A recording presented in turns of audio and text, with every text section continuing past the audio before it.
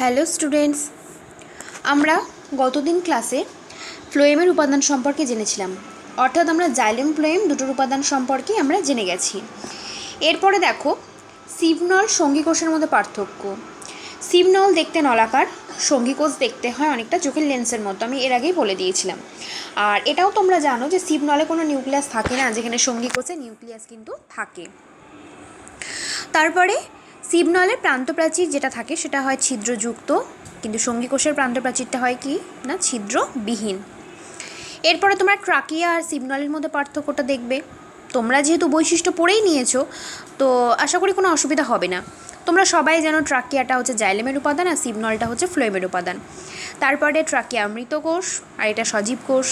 ট্রাকিয়াতে সিবলেট থাকে না আর সিবনলে সিবলেট থাকে, তো এগুলো তোমরা পড়ে নেবে। নেক্সট হচ্ছে জাইলেম ফ্লোয়েমের মধ্যে পার্থক্য। এই পার্থক্যটা কিন্তু পরীক্ষায় ভীষণভাবে দেয়, জাইলেম ফ্লোয়েম। তো এটাও আশা করি তোমাদের বলতে হবে না, তোমরা এটা লিখে নেবে যে জাইলেম, যেটা সাধারণত বেশিরভাগ উপাদানই হয় মৃত, যেখানে ফ্লোয়েমের বেশিরভাগ উপাদান হয় সজীব। জাইলেম সবসময় কী করে না মূলরোম থেকে শোষিত জল বা খনিজ দ্রবণকে পাতায় পৌঁছে দেয়, আর ফ্লোয়েম কী করে না পাতায় উৎপন্ন খাদ্যকে সমস্ত দেহে বা সারা দেহে ছড়িয়ে দেয়। ঠিক আছে, জাইলেম সবসময় ঊর্ধ্বমুখী সংবহন করে, ফ্লোয়েম সবসময় নিম্নমুখী সংবহন করে। তো এগুলো তোমরা দেখে নেবে একটু। নেক্সট হচ্ছে প্রাথমিক জাইলেম আর গৌণ জাইলেম। তোমরা জানো প্রাথমিক জাইলেম যেটা সেটা প্রোক্যাম্বিয়াম থেকে সৃষ্টি হয়, আর গৌণ জাইলেমটা ক্যাম্বিয়াম থেকে সৃষ্টি হয়। তো প্রাথমিক জাইলেম গৌণ জাইলেমের পার্থক্যটা অতটাও বেশি ইম্পর্টেন্ট নয়, তবুও তোমরা একটু দেখে রাখবে এটা, যে প্রাথমিক জাইলেমটা প্রাথমিক বৃদ্ধির সময় হয় আর গৌণ জাইলেমটা গৌণ বৃদ্ধির সময় কিন্তু হয়ে থাকে। নেক্সট প্রোটোজাইলেম, মেটাজাইলেম, এটাও তোমরা জানো। তো প্রোটোজাইলেম হচ্ছে প্রথম উৎপন্ন জাইলেমের উপাদান আর মেটাজাইলেম হচ্ছে পরে উৎপন্ন জাইলেমের উপাদান। তারপরে এটি প্রাথমিক জাইলেমের সামান্য অংশ গঠন করে আর এটি প্রাথমিক জাইলেমের অধিকাংশ অংশই গঠন করে। ঠিক আছে, এর মানে প্রোটোজাইলেমের ক্ষেত্রে আর কি এটা প্রাথমিক বৃদ্ধি সম্পূর্ণ হবার পূর্বে গঠিত হয়, আর এটার প্রাথমিক বৃদ্ধি সম্পূর্ণ হবার পর গঠিত হয় মেটাজাইলেম। দেখে রাখবে। নেক্সট হচ্ছে সরল কলা এবং জটিল কলার মধ্যে পার্থক্য। তোমরা সবাই জানো সরল কলা যেটা তাদের কোষের আকার আকৃতি একই রকম কিন্তু কাজ এদের আলাদা, যেখানে জটিল কলা হচ্ছে তার ঠিক উল্টো, আকার আকৃতি আলাদা কিন্তু কাজ এদের একই। তারপরে দেখো জেনে রাখো তো কিছু প্রশ্ন দেওয়া আছে। পাট কী ধরনের তন্তু? পাট এক ধরনের বাস্ট তন্তু বা স্ক্লেরেনকাইমা তন্তু। তারপরে নিউক্লিয়াসবিহীন উদ্ভিদ কোষ যেমন সিবনল, ফ্লোয়েম তন্তু। ক্যালাসপ্যাড, এটা আমি বলে দিয়েছিলাম যে শীতকালে সিপ্লেটের ছিদ্রগুলি কার্বোহাইড্রেটের আস্তরণ পরে বন্ধ হয়ে যায়, তো এটাকে আমরা বলি ক্যালাসপ্যাড। সিপ্লেট কি তোমরা জানো যে ফ্লোয়েমে দুটো সিবনলের সংযোগস্থলে যে একটা প্রান্তপ্রাচীর থাকে সেটা একটা কি প্লেটের আকৃতি গঠন করে, যেটাকে আমরা বলি কি সিপ্লেট। আর প্রস্তর কোষ বা স্টোন সেল, এটাও তোমরা জানো যে স্ক্লেরেনকাইমার যে কোষগুলো অর্থাৎ যে স্ক্লেরাইট কোষগুলো সেটাই কিন্তু এই স্টোন সেল। নেক্সট আমরা জানবো বিশেষ বা খরিত কলা। অর্থাৎ আমরা সরল কলা, জটিল কলা জানলাম, এবার খরিত কলা অর্থাৎ যে সমস্ত কলাগুলো সাধারণত মানে কোনো কিছু ক্ষরণ করে। কি ক্ষরণ করবে? গদ, রজন, তরুক্ষীর, তৈল, মকরন্দ ইত্যাদি ইত্যাদি। তো যে সমস্ত কলাগুলো এই কাজটা করে তো সেটাকে আমরা বলি কি বিশেষ বা খরিত কলা। তারপরে বিশেষ বা খরিত কলাকে আমরা দুই ভাগে ভাগ করি। আচ্ছা, একটা হচ্ছে বহিঃক্ষরিত গঠনসমূহ আর একটা হচ্ছে অন্তঃক্ষরিত গঠনসমূহ।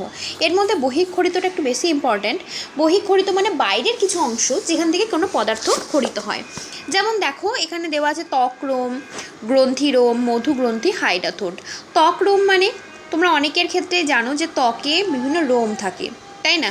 ফুলের পাতা বলো, পাপড়ি বলো, যেমন তোমরা জানো যে কুমড়ো গাছের কাণ্ডে ত্বকে রোম থাকে, তো এগুলো ত্বকরোম, ত্বকে অর্থাৎ এই রোমগুলো থাকে।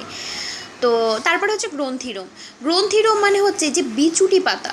আমরা জানি বিচুটি পাতা হাত দিলে হাত চুলকায়, অর্থাৎ বিচুটি পাতাতে যে রোমগুলো থাকে তাকে আমরা গ্রন্থিরোম বলে থাকি। যখনই আমরা বিচুটি পাতাতে হাত দিই এই রোমগুলো কিন্তু ভেঙে যায়, জানো তো?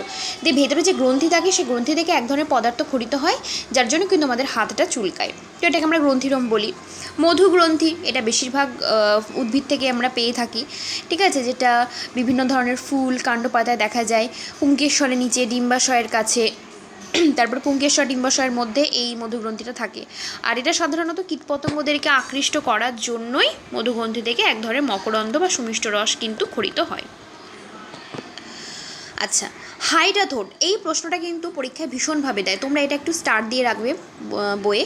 হাইড্রাথোড হচ্ছে কিছু কিছু উদ্ভিদ রয়েছে যাদের পাতার অগ্রভাগে বা কিনারায় একটা ছিদ্র থাকে। কি হয়, ভোরবেলায় যখন দেখা যাচ্ছে যে শিশির নেই, কিছু পড়েনি, অথচ সেই গাছের পাতার ডগা থেকে কিন্তু এক ফোঁটা জল বেরিয়ে রয়েছে। সে কোনো বাসন মোচন করে না, কোনো শিশির পড়ে না, কোনো জল কোথাও থেকে পড়ে না, তাহলে জলটা বেরোলো কোথা থেকে? না, ওই যে তার পাতার অগ্রকিনারাতে একটা রন্ধ্র বা একাধিক রন্ধ্র রয়েছে, তো সেই রন্ধ্রের মধ্যে দিয়েই কিন্তু জলটা বেরিয়েছে। তো এই রন্ধ্রটাকেই বা এই যে জলটা বেরোলো, জলগহ্বর, অর্থাৎ তাদের যে মানে অগ্রপ্রান্ত থেকে যে জলটা বেরোলো সেখানে একটা কিন্তু জলগ্রন্থি রয়েছে, ঠিক আছে, বা জলগহ্বর আমরা বলতে পারি। তো যার জন্য কিন্তু জলটা এক ফোঁটা বেরিয়ে যায়। তো এটাকে আমরা বলি কি হাইড্রাথোড। এটা সাধারণত টমেটো গাছে, কচু গাছের পাতাতে কিন্তু এটা দেখা যায়। এটা কিন্তু পরীক্ষায় ভীষণভাবে দেয়। আচ্ছা, আর যেটা তৈলগ্রন্থি, রজন গ্রন্থি, তৈলগ্রন্থিটা একটু পড়ে রেখো যে লেবু গাছের ফল বা পাতায় একটা গ্রন্থি থাকে যেখান থেকে একটু তেল বেরোয়। আর রজন গ্রন্থি আমরা জানি পাইন গাছের কাণ্ড পাতায় এই গ্রন্থি থাকে, আর এখান থেকে আমরা রজন পেয়ে থাকি। আর অন্তঃক্ষরিত যে গঠন সমূহগুলো রয়েছে, গ্রন্থি ও নালী, ক্ষীরনালী, ক্ষীরতন্তু, ঠিক আছে, ক্ষীরবাহিকা, ক্ষীরকোষ, এইগুলো কী বলো তো ভেতরে, একদম ভেতরের দিকে গ্রন্থি বা নালী থাকে যেখান থেকে কোনো পদার্থ সিক্রেশন হয়, যেটা আমি বললাম লেবু গাছে থাকে বা পাইন গাছে থাকে, একদম ভেতরের অংশ যেটা গ্রন্থি আকারে থাকে, নালী আকারে থাকে, ক্ষীরনালী বা ক্ষীরকোষ আকারে থাকে। তো এখান থেকে সেরকম কিছু পড়ার নেই, তো জাস্ট তোমরা একটু পড়ে রাখবে। আর সাইজোজেনাস, লাইসোজেনাস, এগুলো আমি এর আগের ভিডিওতে বলে দিয়েছি কোনটা সাইজোজেনাস গ্রন্থি, কোনটা লাইসোজেনাস গ্রন্থি। তো তোমরা জাস্ট এগুলো একবার রিডিং পড়ে রাখবে। এই যে ল্যাটিসিফেরাস বা ক্ষীরতন্তু, অর্থাৎ উদ্ভিদের সকল প্রকার ক্ষরণ পদার্থের মধ্যে সব আমরা জানি পাইন, গদ, রজন, তরুক্ষীর, এইগুলো কিন্তু মেন জিনিস, ঠিক আছে।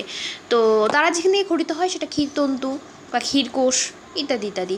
তো তোমরা এই অন্তঃক্ষরিত যে গঠনসমূহ রয়েছে সেটা জাস্ট তোমরা একবার রিডিং পড়ে রাখবে।